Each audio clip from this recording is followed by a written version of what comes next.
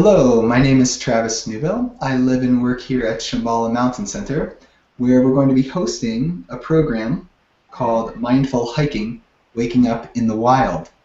It'll be taking place from July 31st through August 3rd, and will be led by Peterson, who is a psychotherapist, wilderness guide, and Shambhala meditation instructor.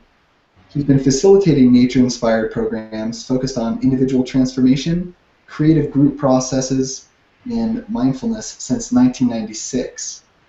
He also teaches mindfulness-based stress reduction and is adjunct faculty at Naropa University. We're so glad that Kay has volunteered to join us for discussion today. Kay, thank you so much for joining us. Hi, Travis. Thank you. How are things on my favorite mountain, Shambhala Mountain? Oh, very beautiful. Actually, we've had a lot of rain recently, and there's a lot of snow melt happening. So the land is especially lush and green, and all sorts of flowers popping up. So spring is like in the air and on the ground and in our hearts. Nice. Coming alive, huh? Yeah, and actually, I went on a nice long hike yesterday and saw some corners of the land, and I saw the spring coming up, and of course, just connected with that peace and relaxation and connection that happens whenever I go for a walk in nature.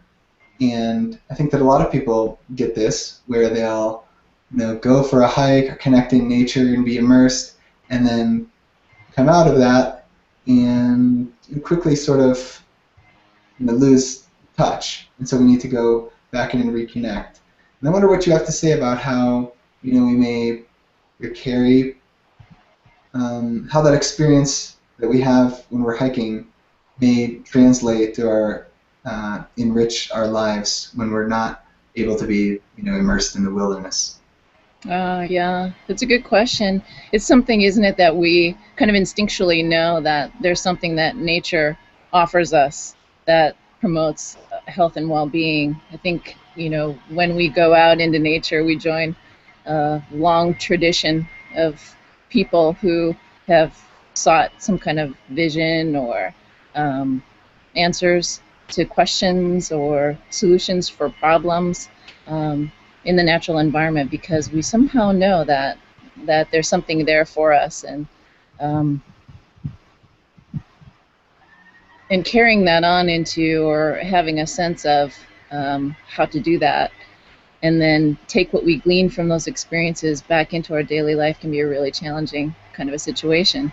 I don't know about you, but for me, I can make all kinds of plans, have a wonderful trip or a hike out in nature, and then a few hours after I've returned home, all of the lists of things that I need to do and the busyness of my life starts to creep back in, and it feels like all of that peace and calm that I felt when I was out in my natural surrounding is suddenly lost. And I think that part of the reason why I love to do retreats or programs like the one that we're talking about today is that I think when you combine mindfulness awareness practices or meditation, mindfulness meditation, with time spent in nature, we actually can train our minds to really more deeply understand and connect with what the experience is that we're having out in nature, connect with the natural world, and also connect with a part of ourselves that knows how to focus,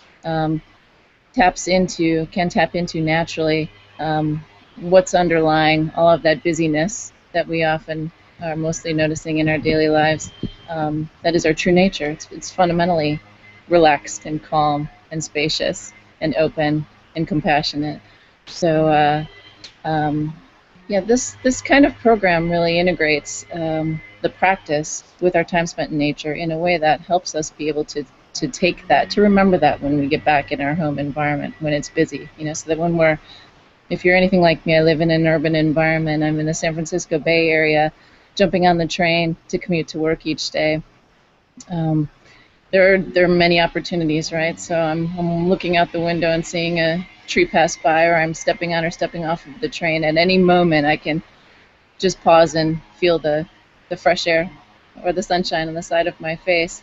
and be be brought back to the present moment in a way that happens because I've trained my mind with mindfulness meditation to do that, to remember. You mentioned something that's really interesting. That's along the lines of when we're walking in nature, when we're immersed in the natural world, like clarity or insight about either a situation that's happening with us or about us as human beings in general um, seems to arise a lot in those sort of in that sort of situation.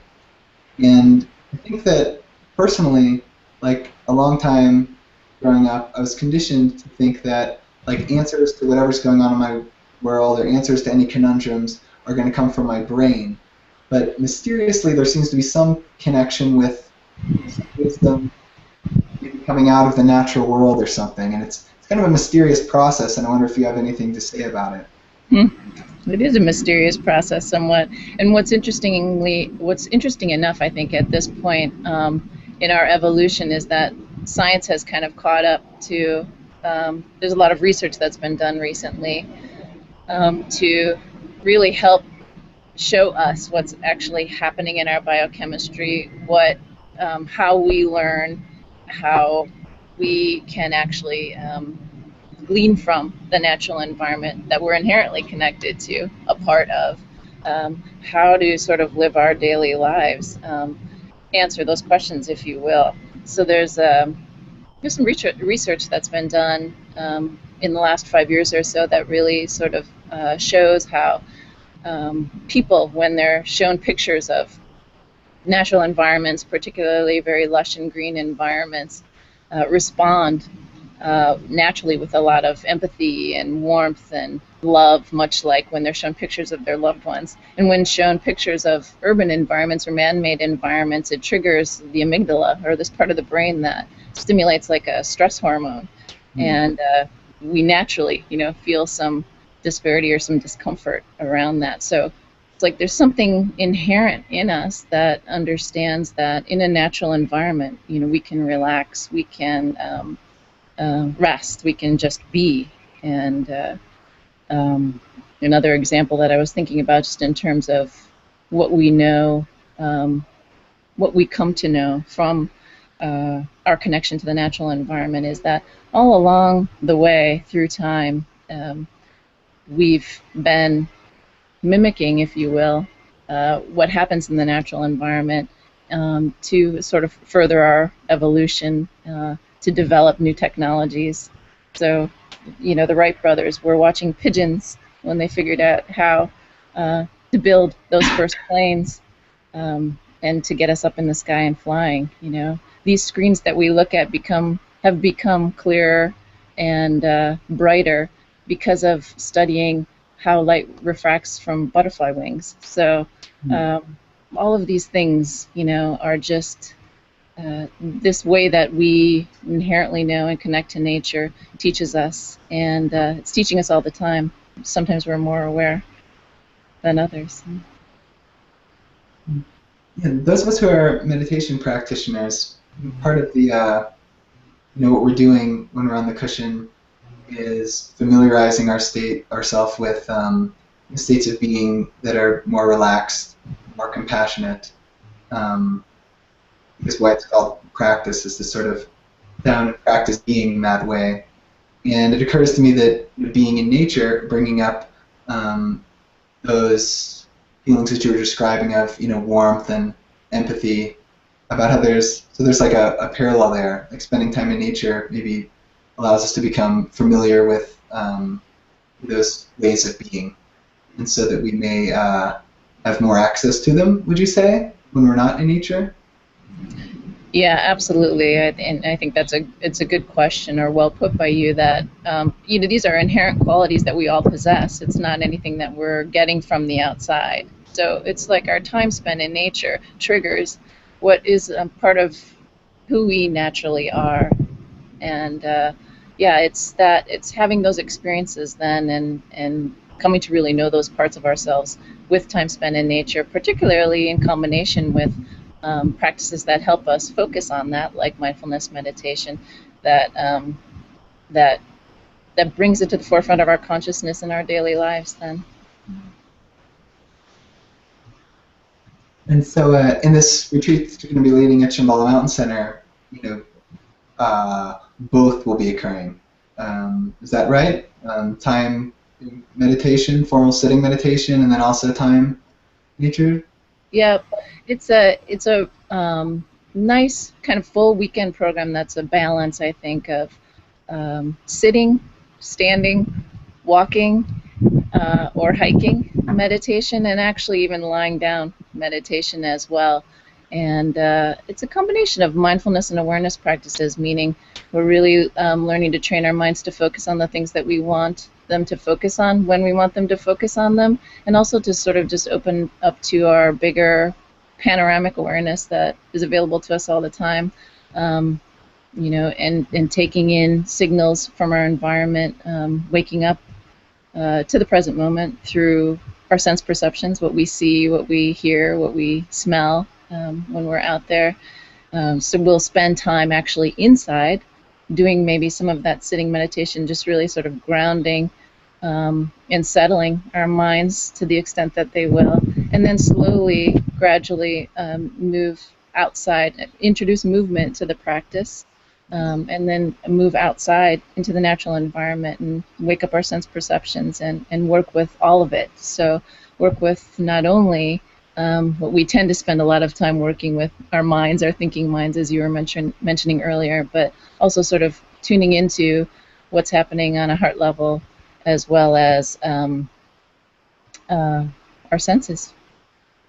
And so the program is a combination of those practices, as well as just a lot of time just hanging out and enjoying each other, creating a little community within the bigger community of Shambhala Mountain Center, and a little microcosm of the whole world. So it's a very sweet social, in both kind of practicing together and hanging out at meals and things like that, and also in moving or hiking, sometimes in silence. So we'll be spending time hanging out together in a way that's quiet, essentially, which is a very powerful way to be together and to connect, I think, as well. It sounds delightful and nourishing, and looking forward to having the smaller community within the larger community enjoying all that together. Is there anything else at all about the program that you haven't mentioned that you would like to? Well, I think that sometimes people wonder if coming to the mountains, particularly if they don't live in a mountainous area, and coming to elevation and going out on hikes might be too much for them physically. And I think what I would emphasize, just to anyone who's considering the possibility of this kind of program, is that this is not a program that's about going higher or farther or faster, or trying to keep up with someone else, but rather it's more about just being where we are in nature. And so we'll decide what that looks like in terms of our walks or our hikes, go where we want to go and at the pace that we want to go, based on what we learn about each other when we come together as a group for the program. So it could look like just about anything in the weekend, and pretty much anybody is capable physically. So yeah, come join us. Sounds like pretty much an awesome weekend in the natural world with some, great guidance available. Thank you, Travis. You Community. could join us too. Yeah, I hope to, for sure. Once again, that program is going to be July 31st through August 3rd. I'm remembering because I have to look at my calendar to see if I can do it. I hope so. And it's called Mindful Hiking, Waking Up to the Wild. And this has been Kay Peterson, who'll be leading the program, who has been speaking with me today. And I invite everybody who's listening or watching this, consider coming up for this and checking out the land in the summer with Kay. And well, thanks to everybody for tuning in. listening and watching. And Kay, thanks so much again for Thank taking the time. you. Thank you. Looking forward to having you on the land this summer. I'm looking forward to being back. Thanks. Cool. Okay, we will be signing off here and tune in again soon for more discussions like this. Bye.